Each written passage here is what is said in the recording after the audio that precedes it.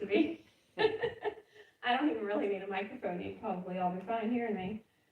Our normal announcements with a couple extras for coming up this week. We have the open door on Tuesday evenings. Now that we're done with snow and rain and junk, right? We should be good to have in person. So in person here at 7 o'clock on Tuesday evening. There is a grief group that meets at 6 o'clock on Thursday evenings. If you're interested in that, there's information out on the table. If you know anybody who would be interested in that, we can get them connected with Sally as well. Men's group will meet this Tuesday at 6 o'clock at Jim and Sylvia's house.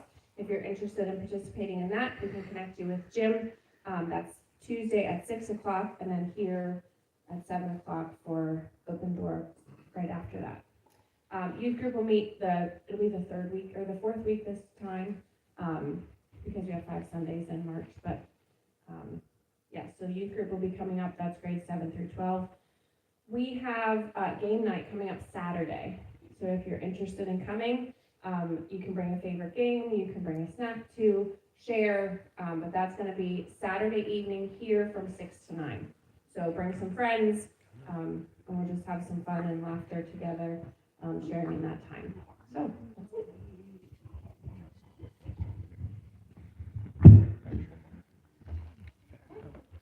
Please stand, let's worship. I do what you gotta do.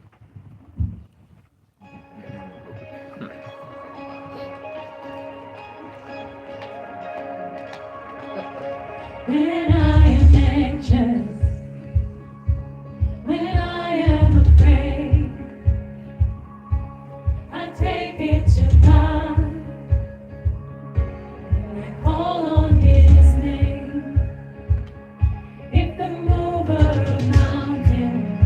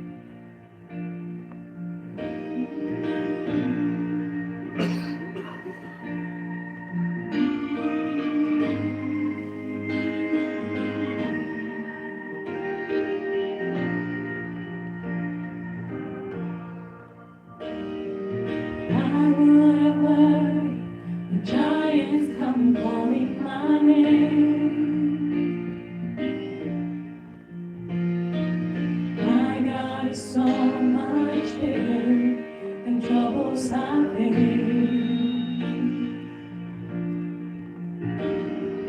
Why would I hunger for power or riches or fame? 'Cause my God is so much better than all of these things. So I won't be shaken. I won't be moved.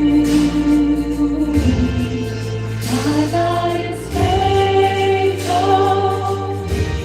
His promises true. So I'll speak to the mountain. Oh, it's time to move. 'Cause my God is big and strong, bigger than you. My enemies scatter, 'cause they know the battle is done. My God is strong, the victory is already won. Yeah, He died for my ransom and rose up on the third day.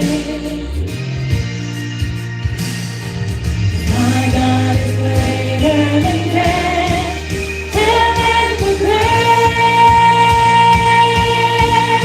Oh, I won't be shaken. I won't be moved. My God is faithful. His promise is true. So I speak to the mountain. Oh, it's time to move. 'Cause my God is big and strong, greater than you. There's no mountain too high, no valley too low. There's no fear that I have. He doesn't already know. There's no problem too big. There's no weapon too strong. There is nothing for God that's impossible. There's no mountain too high, no valley too low. There's no fear that I have. He doesn't already know. There's no problem too big. There's no weapon too strong. There is nothing for God that's impossible.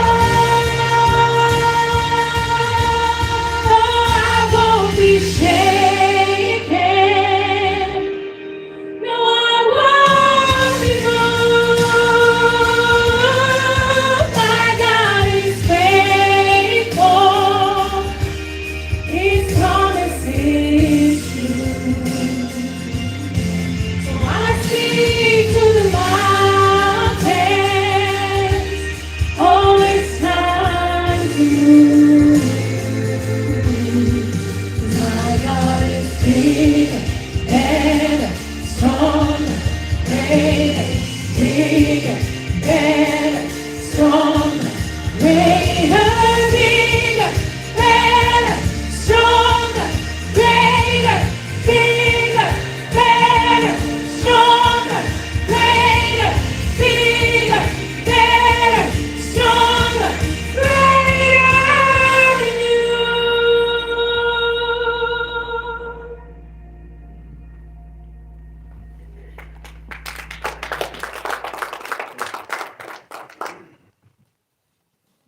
Morning, everybody.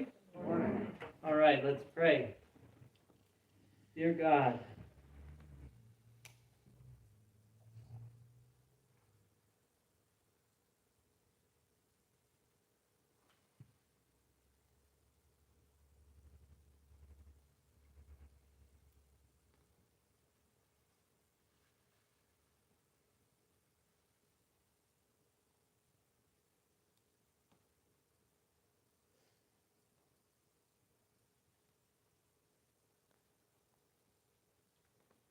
Amen. All right, you can have a seat. We pray like that because we come in all kinds of different ways. And I left a little bit more time today because, well, there's a lot going on. There's a lot to pray for. So we had some surgeries last week, and they went very, very well. They're just recovery right now. We have some more people in the hospital. Pray for them. You know how we all come, and we all have these circles, and continue. Pray for each other, be with each other, walk with each other. That's the gift of the church. And if it's you, reach out. Okay, we're all doing this together. We were given this beautiful gift, so we need to take advantage of it and take it for all that Jesus meant it to be. So, number 2, thank you, brother, for last night. Dave Gill had his night. It was Dave Gill night last night. And I'm just so thankful that he was willing to share so openly about so much, right? So it was really, really cool. And I want to thank everybody who helped in any kind of way. You know, service is an interesting kind of thing because when you serve, and we've created a community that opens our doors to guests and to people and to creating space for this kind of thing. And when we do that, service implies when you serve the food, you're not the one that gets to sit down and eat a lot of the time. So I want to thank anybody who helped in any kind of way to make last night possible and to make this community possible. And that includes your time, your money, your food, your energy, your prayers, just your love, your friendship. This walking together as a church family, it's just the most amazing thing. So thank you, anybody. Ecclesiastes 9. Let's get to Ecclesiastes 9. We're going to get through a whole chapter today. I know it. I feel pretty happy about it, too. I feel pretty proud of myself. All right. Actually, it's going to be more than a chapter because we're starting in chapter 9. Chapter 9, verse 18. Wisdom is better than weapons of war, but one sinner destroys much good. Now, this is the transition into full Proverbs form. That's what we will find about chapter 10. It is full Proverbs form, and what that means is that this message today is going to feel a little bit disconnected. And the reason for that is because Proverbs don't follow any kind of clear sequence. Each verse is kind of a separate idea. They're just single thoughts, and that's exactly how we're going to take them. We're going to take them one at a time. We're going to tear them apart. And as I have found, there's 2 main ideas. So after saying they're unrelated, I just tell you they're related, and that's just how things go. So sometimes it takes work, but not always. So then chapter 10, it kind of continues the thought from chapter 9:18. As dead flies give perfume a bad smell, so a little folly outweighs wisdom and humor. It makes me so happy. You're going to find a lot of these things, a lot of these different turns of phrase that are just really, really outstanding. Like, as dead flies give perfume a bad name. So good. Now that directly follows, one sinner destroys much good, and then a little folly outweighs wisdom and honor, right? It's the idea of the mustard seeds and the yeast. A little bit can get in. And if any of you have been with me for any amount of time, you know what I'm about to say here. So, there was a time when we were in the basement at the Mays, okay? And in their toilet, they had, I know, different kind of place. Different kind of place. They had blue water. You know how you have those blue water? So, I had Alina, their daughter, come up, and I got a little glass of water, like from the tap, like we had a nice ice water. I put the water in the tap, and I said, have some of this refreshing, beautiful water. And she had some. And then I went in the toilet, and I got just a tiny little bit. And it was perfect because it was blue. And I just poured a drop into her water. And it kind of gave it a little bit of a blue tint. And I said, now try again. And she wouldn't. And that was the example of the gospel and of this thing. Because... and it's one of my very favorite things. And I know, since it's one of my very favorite things, that's bar's pretty low. But the water's not the water with a little bit of pee. And the gospel's not the gospel with a little bit of meat. The whole idea is this great big thing, a tiny little bit, taints the whole thing. Right? And that's the point here. It's the mustard seeds, it's the yeast, it's the water from the toilet. I always say up here that I always tell the truth. Right? So how long does a reputation like that take to build? Forever. Forever. On and on and on. Now, how long does it take to ruin it? Right? How long did it take to ruin the shalom of the garden? Now, in the garden, can you imagine how long that was? Because all the animals came at him, named all the trees were producing more trees, all of this. Can you imagine how long that was there, that they were just creating this beautiful harmony, this beautiful shalom, this peace among everything? And how quick was it ruined? One bite. One bite. It is much, much easier to wreck than to build. A great marriage can take years and years and years and years and years to build, and it's ruined in an instant. Right? One bad decision. One bad decision. Dead flies stink up good perfume. Right? A little folly can outweigh a truckload of wisdom. So, now, as we take a step back there, we are moving in a different direction, and you might feel it. And it is closer and closer to a new conclusion. So first thing we get is a maxim that says, small things have big consequences. Is that your experience? Yes, of course. Okay, verse 2. The heart of the wise inclines to the right, but the heart of the fool to the left. This is a metaphor. Okay? The right is the metaphor for good. It symbolizes good. It symbolizes favor, strength, skill. It is and now there's lots of there. I know we just talked about a toilet, but I'm not going to get any more into the right hand, what the right hand was for. But that comes all the way through. There's a very, very cultural implication with a right hand and a left hand. But the right hand is for skill. It's for favor. It's the good hand, right? And the left hand is for it's bad, it's weakness. And I'm not saying that. Obviously, that's if you're left at, you know what I mean. I'm not trying to offend anybody. Okay? It's just the idea here. So to have our heart on our right or our left is really, really loaded with meaning.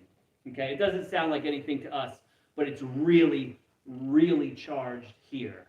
A heart on the left is connected to incompetence, flaws, ignorance, all of those kind of things. And wisdom, ability, and discernment is on the right. Wisdom, folly. Okay, that's what a lot of the Proverbs are. Wisdom and folly. Okay? Verse 3. Even as fools walk along the road, they lack sense and show everyone how stupid they are. Doesn't this just sound like you're talking with somebody along the road? Man. So the point of this one, it always comes through. Any kind of disguise or pretense. Has anybody ever lived or been friends with someone who was just dishonest, inauthentic with you? Right? It always comes through. That's what I could never understand about people that would hide or that would, keep things from you or any kind of dishonesty or they always come out. It always comes out. Right? So that's all that's happening here. No matter what, everything's coming out. People can hide, they can pretend, they can wear a mask for a little while. Right? For a little while. But you can't keep that up forever. So the little while, the longer that we're there, we start to see it. It starts to come out. Another thing that I want to just emphasize here, and don't forget, these principles, many of them work both ways, right? Foolishness is pretty obvious and it comes out, right? So does wisdom. You walk with somebody long enough, you start to think, hey, this person knows kind of what's going on. maybe I can listen to it. It just comes out. It comes out. It can be like a dead heat in the beginning with the pretender and with the authentic, but over time, what is that? The tortoise wins. Slow and steady wins the race. Okay. Now, verse 4. If a ruler's anger rises against you, do not leave your post. Calmness can lay great offenses to rest. Now, that is you can feel these things. They're kind of almost like it's hidden. Because as they're saying, if the ruler's anger, don't leave your post. What does that have anything to do with us today? Okay. Calm and patience can diffuse situations, right? Isn't that your experience? It's really hard to fight with somebody who won't fight back, isn't it? I remember, so I was playing third base, okay? And maybe I was a senior in high school. And there was a guy was stealing third base, and the catcher throws down, and my foot is between the base and the runner. Runner slides right into my foot. I put the tag on him. Umpire says safe. I just held it. And now the umpire's name happened to be John, and I knew him, and I said, John! He's still not on the bag! And he goes, safe. And I said, come here, John! And by that time, the runner had stood up and put his foot on the bag. And then I went over to John, and I said, John, you really missed that call. And he goes, I think I did. I'm sorry. And it was as quiet as could be in the field. And you know what I did? I was steaming mad because you have to win. If you're going to play, you have to win. So I'm as mad as I can be going over to tell him how bad, and he goes, I'm sorry. And then I went, great. Good enough. Thanks, John. That was that. And that's that. So this is how it works. This is how it works. If your voice is calm and easy, if somebody just says to you, let's get it together. There's this great scene in the Chicago Bulls, Michael Jordan. They're getting beaten up by the Knicks, and the temperature's rising, and he just goes like that. And when Michael Jordan does that, everybody goes, okay, we're okay. That's the point. Don't leave your post. Don't leave your post. The anger's rising. Don't leave your post. Right? Also, temperatures can rise quickly to meet high voices and emotions. What I have found in being somebody's daddy is when I yell at them, they sometimes get the defense mechanism kicks in, and then we end up yelling at each other. Right? But if I go, hey, this is what's going on, it's much easier to have a conversation, isn't it? Right? Isn't that what you have always found? Proverbs are really often true. You're going to find these things a lot, right? The biggest fights happen when somebody raises and the other one rises to meet it, right? It can bring out the very, very worst in us. It can absolutely bring out the worst. And when he says things like your post, don't leave your post. The way that you can look at your post is your values, right? Your countenance, your patience, what you're about.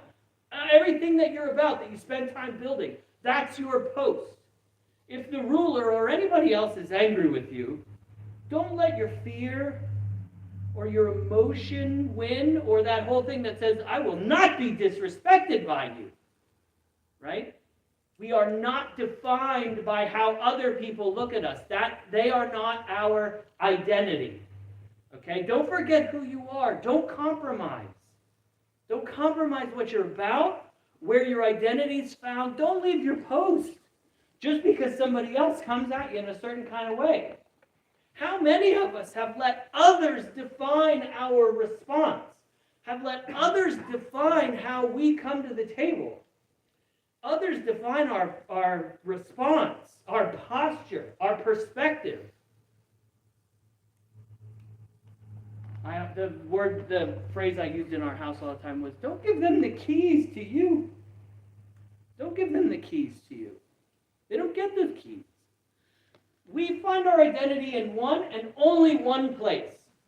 And that's got nothing to do with if somebody cuts you off on the road or raises their voice at you or gives you any kind of disrespect. We are still royalty, loved beyond reason or limit by the God of the universe. Period. Okay? Don't forget your post. That's your post. Verses 6 and 7. There's an evil I've seen under the sun, the sort of error that arises from a ruler. Fools are put in many high positions, while the rich occupy the low ones. I have seen slaves on horseback, while princes go on foot like slaves. The world is, and some rulers are, unfair, foolish, corrupt. There are some fools in high positions. Yes, this is true. We are aware.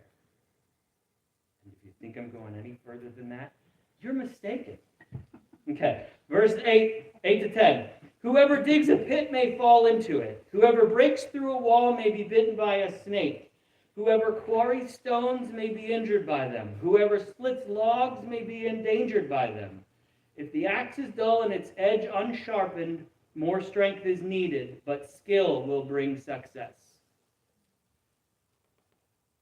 A fool does things that bite him.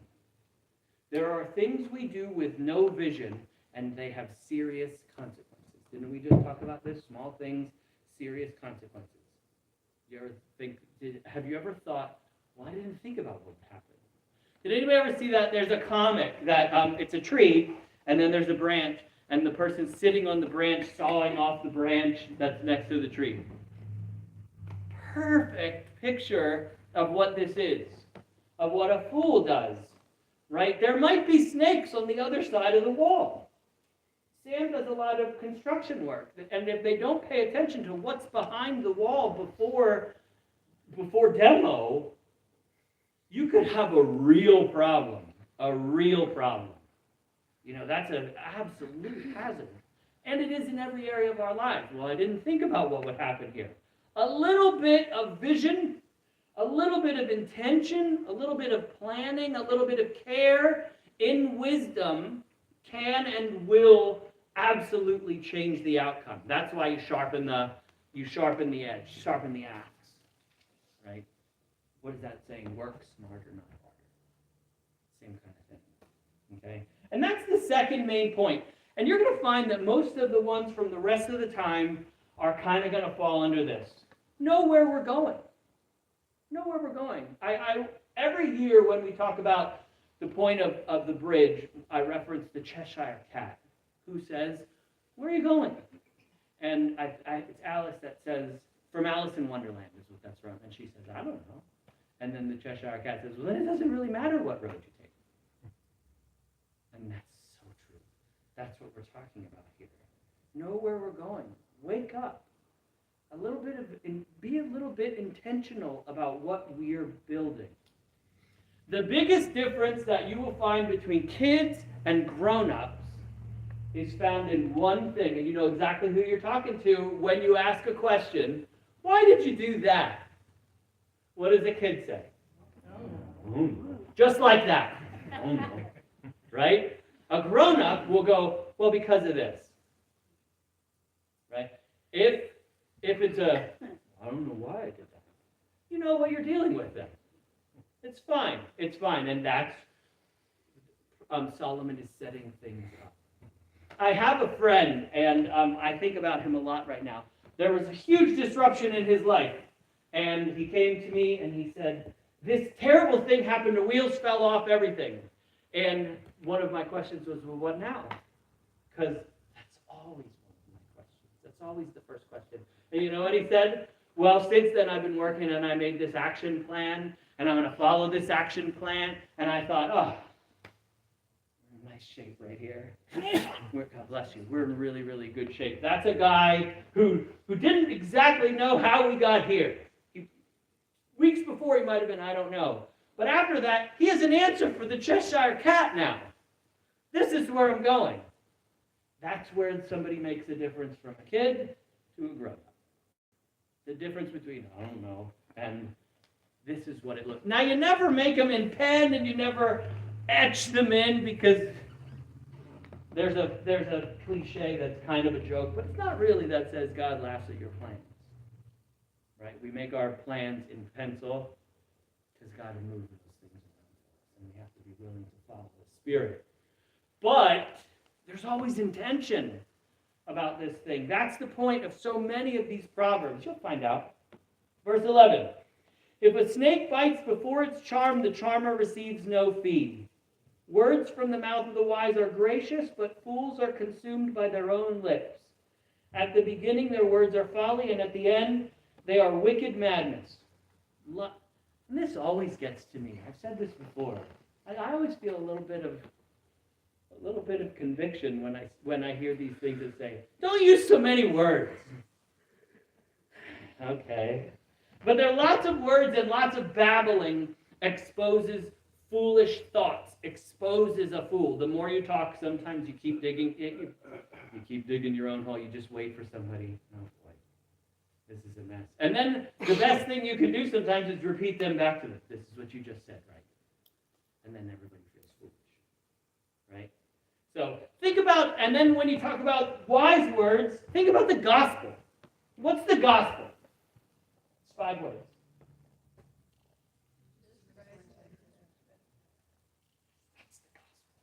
That's the gospel.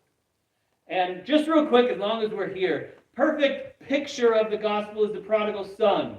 The kid leaves, the kid takes everything that the father has generously given him, leaves, squanders it all, everything's gone, and while he's a long way away, the father runs to meet him, doesn't ask where he's been or what he's done, none of that stuff, just hugs him, takes him back, kills the fatted calf, and invites him to the table.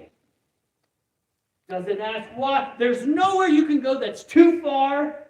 There's nothing you can do that's too bad for God to bring you back, for God to stop loving you, stop accepting you. There's a seat at your table no matter what.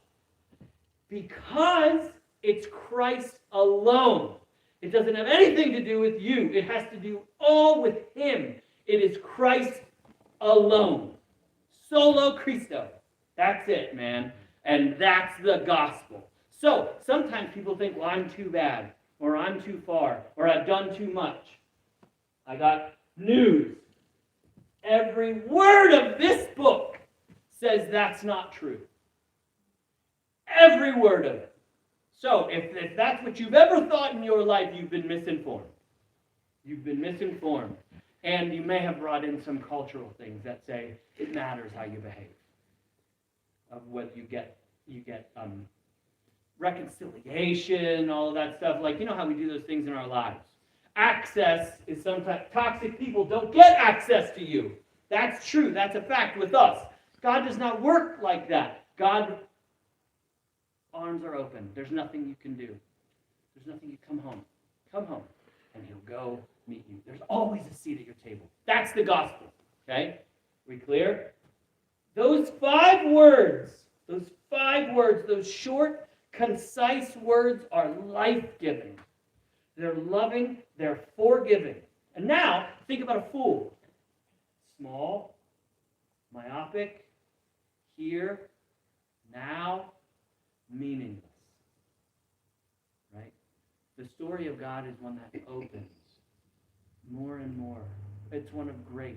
The story of a fool gets closed and closed and closed. It's selfish, right? It's based on transaction, right? That's a fool. Okay.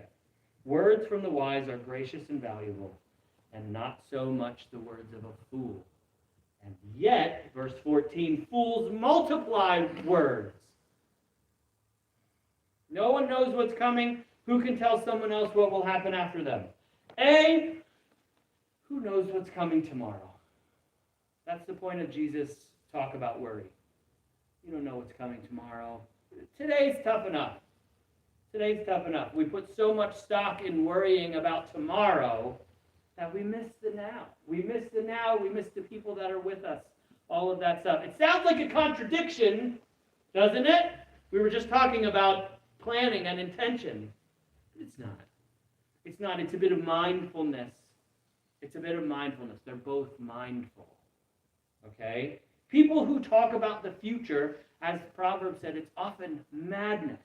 No one knows what's coming tomorrow. We can often think that we do, but nobody actually knows.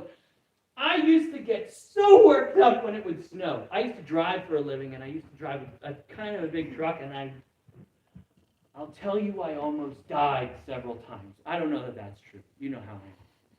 But the thing is, when I would see next Friday, it's supposed to snow, this whole week, I'm a mess. I'm not sleeping. I'm just anxious all week. I just have this low level of anxiety. Low. Sometimes it's very high. But I'm a mess all week. Headaches, all that stuff. And then sometimes it snows Friday. And sometimes it doesn't.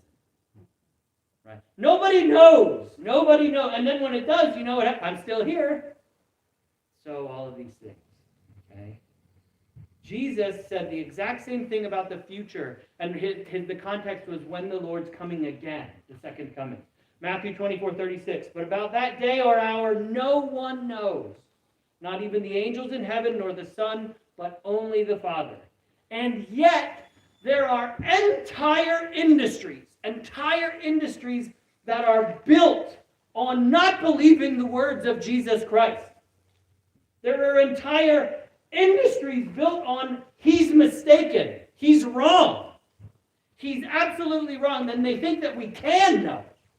We know exactly when he's coming back. You've seen those, well, I'll call them cults, how about, that say he's coming back this day. That essentially, by setting the date, you are saying Jesus doesn't know what he's talking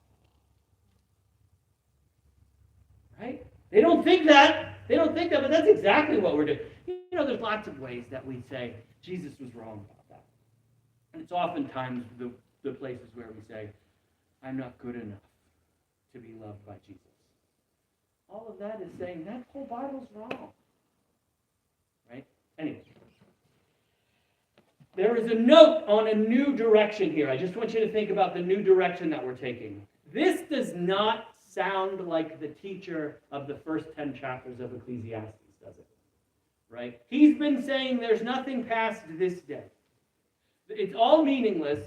There's nothing past this under the sun world or this under the sun life. Right? Isn't that what he's been saying? All you see is all there is. And now we're talking consequence. We're talking future. We're talking vision. Right? We're talking about looking forward. And it's kind of like he's saying, you know what? Maybe there is something more than just what we can see. That's cool, right? It's starting to open up. He's starting to change. Ecclesiastes is starting to change now. Verse 15, the toil of fools wearies them. They do not know the way to town. Now, there's several different meanings here. Now, most of them point to our wasted time. Our wasted time arguing and talking about the universe, discussing fine theological points. You know how sometimes you get together and you argue verses in the Bible or our ideas, theological ideas, and we have totally forgotten to love our neighbor. Right? We're talking about these things. Like, the great example comes from verse 14, which says we're talking about when the second coming is going to be, and how it's going to be, and what it's exactly going to look like. And we spend all this time fighting, and yet there's people all around who are unloved, who don't belong, who are in all kinds of trouble, who are in pain, and here we are going, let's talk about verse whatever, and it never gets outside of our little tiny circles. That's what's happening, right? We're studying all of these things, and obviously, study's important, right? Obviously, I believe that. But there is a thing that it needs to make the jump from our head to our heart, and it needs to make the jump to our hands too, and our mouths, and our fingertips. So, we do this, we discuss these fine points while we're missing the obvious, while we don't know the way to town. That's the point of the saying here. But mostly, like we've been saying, fools are directionless. Right? They don't know the way to town, and really they don't care. Right? They're directionless. There's no intention. There's no goal. There's no purpose. There's no yes. When you think about direction, here's the best example. Jesus, what you read over and over and over in the Gospels is Jesus was on the way to Jerusalem. On the way to Jerusalem. He left lines of people who were waiting to be healed because he had a yes. He had a direction. He was going to Jerusalem. Okay? We have a Jerusalem too. We have a yes. And sometimes, all the times, a yes means no to a lot of other things. Right? Fools don't listen to counsel, don't pay attention, there's no examination, and there's no transformation. Instead, we live life as if it all is random and meaningless. Right? So see how the perspective is changing. If the fool lives as if life's meaningless, what does that say about the first 9 chapters and the teacher who just keeps saying it's all meaningless? Right? So if the fool thinks it's all meaningless, how do the wise see it? So what's Solomon actually saying with the book? He just set up this whole thing, and now he's just dismantling it, one proverb at a time. So cool. So while we're here, there's 2 paths. 2 paths. The wise, the mature, the selfless lives of service, and there's the foolish, the selfish, the childish lives of consumption. We just take what we can get, right? Because this is all there is. So, you know what I'm going to ask. Where are we? Who are we? What path are we on? This can be a harsh mirror. This can really be a harsh mirror. You know, there's a great song by the greatest singer ever, whose name is Morrissey. Now, he has a bad album that just came out, but he's the greatest ever, and he had a song called The Harsh Truth of the Camera Eye. Have you ever had a picture taken, and you go, oh my gosh, does that look like me? It's not great to be live streamed every week, I can tell you that. It's not great because you got to hear your voice and you got to look at yourself and you think, that's not what I sound like. And that's not what I look like. It can be a harsh truth, right? The camera can be a really harsh truth. I would say it's nowhere close to as harsh as this mirror is. Nowhere close. Nowhere close. We are made for growth, for development. We are made to evolve. I call it the art of becoming. Right? The art of creating our lives. We're made for something. If anybody ever thinks they're not made for anything, nothing matters, right? I don't have a purpose in my life. You're mistaken. You just haven't learned yet. You just haven't figured it out yet. You just haven't let God tell you what it is, right? So, and of course, we all get to those places in our lives. Right? We're made for something. We're made for purpose. We're made on purpose. Did anyone ever think that they're a mistake? I know you don't want to put your hand up. No. You're not. You're not.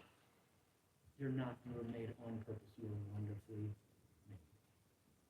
Crafted. With love. By love. For love. Okay? Do you feel like you are becoming? Do you feel like you're growing? Do you feel like you're on a path of meaning and significance? Now, here's the scariest part. Do you even know? Have you ever given a thought to what path you're on? Right? Have you ever stopped to consider what path you might be on? I think it's such a convicting verse. That's why I reference it all the time, where Jesus says to the blind man, what do you want me to do for you? What if he didn't know? And then Jesus keeps going to Jerusalem. Well, I don't know. Okay, when you figure it out, I don't know. I'm going to shout. Right? Call out. What if, do we even know? Do we even know? Have we ever stopped to consider? So, I said a minute ago, directionless, with no attention, no intention, no goal, no purpose, no yes. Fools don't listen to counsel, no attention, no examination, no transformation. Instead, we live life as if it's random, meaningless. This all describes a fool. And this mirror asks if we're the fool. Asks, is he describing us? Am I the fool? We are made to be on a path. We're made to be on a path. And that's a little bit why we've been given each other, too. If you're not on this path, reach out. Reach out. Paths are always better to be walking with somebody. Verse 16. Woe to the land whose king was a servant and whose princes feast in the morning. Blessed is the land whose king is of noble birth and whose princes eat at a proper table, for strength and not for drunkenness. If you heard right in the beginning, or if I've gone too far and now you're zoned out, but if you're listening, what you heard was, woe to the land whose king was a servant. And then you went, what? Why is that bad? Why is that woe? If the king is a servant, doesn't that sound like a good thing? And the answer is you're right. This is a bad translation. This is a bad translation. It should be child. The actual word is much closer to child than servant. So it's not about a young, it's not being an actual child. It's referring to maturity and wisdom. The land is blessed by good, faithful leaders or servants. That's why it's such a bad translation. Okay? It's a misleading translation. It's totally the opposite. The land is blessed by good, faithful, kind, selfless leadership. And it's cursed under wicked, incompetent leaders. It's blessed by grown-ups. It's cursed by children. That's what we're saying. Verse 18. Through laziness. Most of Proverbs you're probably finding, you already know. Right? When I say that, don't you go, yeah, of course. Of course that's true. 18. Through laziness the rafters sag. Because of idle hands the house leaks. This is a solid proverb, right? You could probably use it. You could use it. So again, what he's saying is, what we do matters. Which probably sounds an awful lot. If you're with me, you're going, that's exactly what I've been reading in Leviticus. Right? As I was poring over every word in Leviticus carefully, you thought, what this is telling me is that what I do matters. So the question with this proverb is, how are we building our lives? Now, obviously, the next question is, are we building our lives?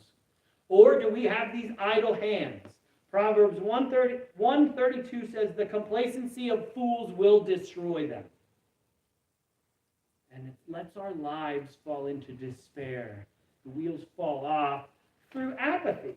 That's it. Sometimes we wake up in 5 years, and the only thing that's different is it's 5 years later. The page on the calendar's changed, and that's it. Nothing else is different. We're the same people, which is actually like regression. It's the same. It's a business principle. If you're not growing, you are regressive. See.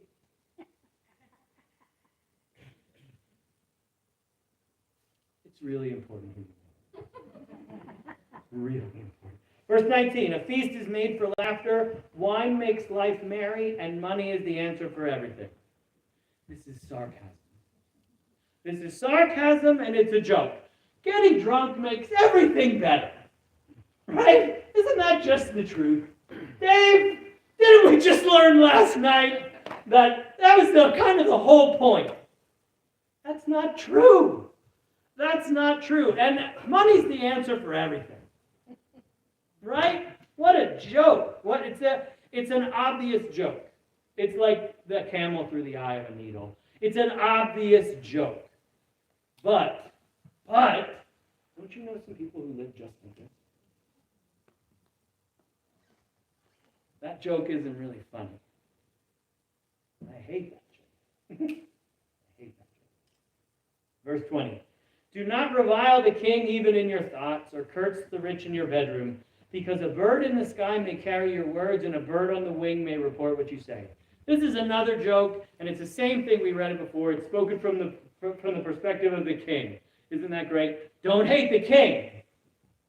And he's the king. So that's kind of funny. Like if I come up here and be like, you should really never say anything bad about your pastor. Like that's funny. That's funny. Okay? So also, it's probably also a reference to the foolish and futile trying to hide from God. You know what I'm talking about with that? You try and hide from God. You think that God doesn't see it. It's the same kind of thing. It's just foolish. It's bad. So, that's chapter 10. Isn't that nice? Thank you. Right? Proverbs aren't set in stone. They are what's called aphorisms. Okay? For example, a penny saved is a penny earned. Anybody ever hear that? Actions speak louder than words. The early bird catches the worm. These are aphorisms. They're sayings that express general truths. It is wisdom that is dependent on timing, people, and situation. And so are Proverbs. Okay, those aphorisms do apply, but not all the time, maybe. Right? So that's what makes it a little bit different. Proverbs are also wisdom that's based on timing, on who you're with, on when you are with them. Knowing when to use them are just as important as knowing them. Did you hear? Knowing when is just as important as knowing. Okay? Sometimes you can come up to someone and say, you know what, God has a plan here. And that person will go, that's true, thank you. They'll totally get it. Most of the time, people will say, yeah, thanks, man. And we'll be down the road. But sometimes, you got to know the people. You got to know the people. You know who got it. You know who you are. Other times, to say that, sometimes just keep your mouth shut. There's wisdom involved in all this, right? Right? My favorite, too, and Jim knows these well. He just laughs and shakes his head. Don't answer the foolish argument of fools, or you'll become as foolish as they are. This is Proverbs 26:4. That's true, right? When people are talking silly and all this stuff, when you get involved, don't even engage, right? Isn't that smart? The very next verse. Be sure to answer the foolish argument of fools, or they'll become wise in their own estimation. Sometimes people are talking silly. You got to tell the truth there, right? You have to get in. They're completely the opposite, and they're both true. They're both wisdom, and it all depends on who you're with, depending on when, and it requires wisdom. It requires emotional intelligence. It requires context. But we can set our course and our design for life on things like this. Here's a great example. Proverbs 26:11. As a dog returns to his vomit, it's music, right? As a dog returns to his vomit, so a fool repeats his folly. That's a life verse. Isn't that a life verse? How much grief and trouble could have been avoided if we just learned from our mistakes? If we didn't get bitten by the same dog over and over and over and over and over, how much could we save ourselves? If we set our lives on these principles, we can save ourselves an awful lot of things. We gain and we know and we gain wisdom with Him. That's, I think, why it's not an instruction booklet. It requires relationship with God. That's what the whole thing is pointing you to. That's why not every question is answered in the Bible, because He answers all the questions. And He's with us. He's holding our hands. He's in us. all of that. So again, they're not commands. Have you heard these maybe? Have no other gods before me. Do not kill. Do not lie. Do not commit adultery. Do not covet. Love your neighbor. Love your enemy. And forgive 70 times 7 times. Those are commands. Those are always true. Always. There's never an example where they're not true. There's no context needed with any of those. Love your enemy. Whoa, nope. Love your enemy. No, well, I don't want to. Okay, that's different. But that's not Jesus then. Then we're not talking Jesus, we're talking the world. Okay? But if we're trying to follow Jesus, the commands are the things that are always true. Set your watch to those. The other ones, see who we're with. Because it's true, maybe just not wise to do it now. Right? Make sense? These sayings, these aphorisms taken together with God, with our hand in His, create a framework for understanding us, for understanding here, for understanding our lives, for understanding the world, and for finding meaning and purpose. It's like a map that gives us direction in our lives. Right? It's no coincidence that Solomon is now moving into this kind of what's called a meta-narrative. It's the thing that connects everything in our lives. Right? He's totally changing the story right now, and he's moving it into a brand new one. And in this new story, this is a new story that is not without, which is what 9 chapters have been about. Without. And now he's changing it into one of with. And that's the Bible. It's just a story of with. It's a story of redemption, and it's a story of relationship. It starts in the first chapter, in the first verse of the first book, where it says, let us. It is a story of relationship. That's what the story is. It was never supposed to be on your own. It was never supposed to be absent God who sat someplace else. It was always supposed to be a connected relationship where we move together through the world and through our lives as we make this often broken, hurting world, as we bring His kingdom, as we continue to pray for His kingdom to come. Amen.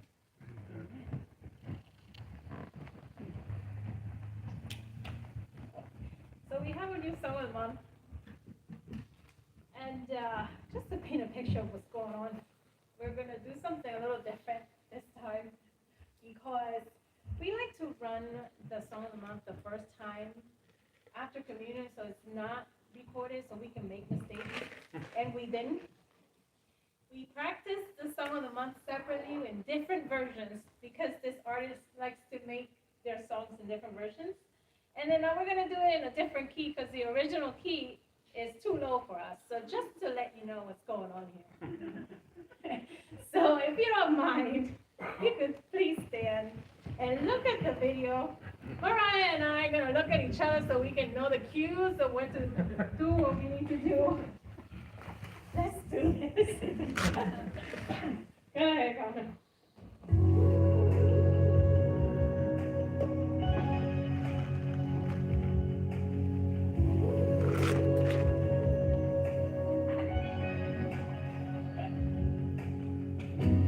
This is for the lost and lonely, for the broken and afraid. This is for those who are hurting, hoping help is on the way. In these battles of addiction, fear is chasing after me. Whatever trouble I am facing, I will lift my hands and sing. I believe in miracle power in a wonder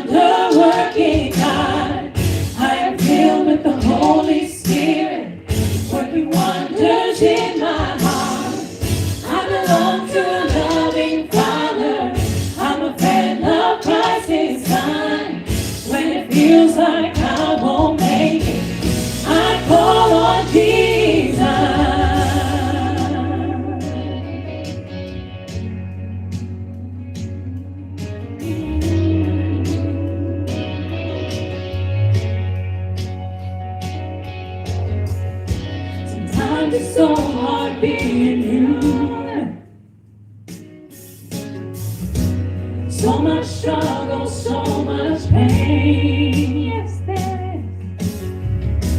When I start singing hallelujah, I say goodbye to every day. I believe in miracle power, in a wonder-working God.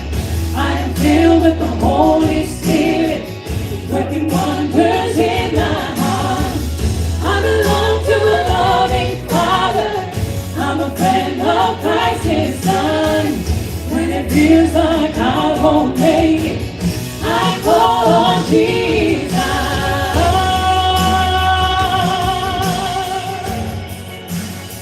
There's power in the name.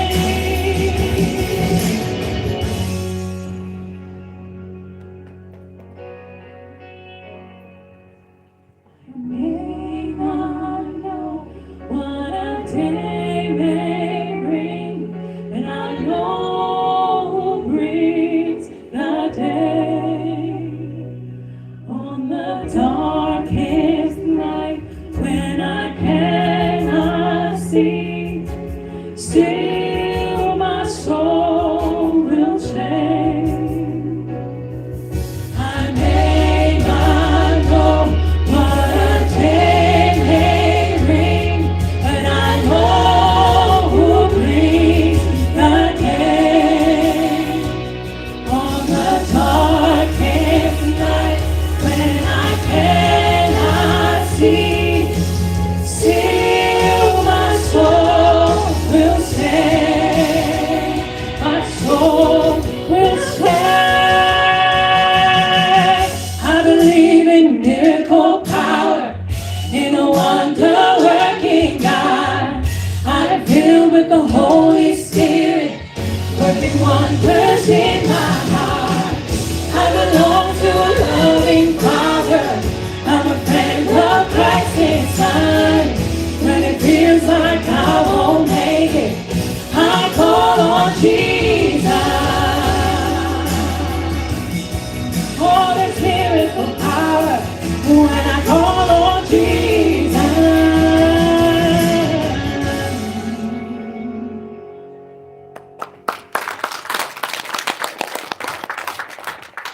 Yeah, that was rough. Thanks, everybody. Have a great week. You know what we do here.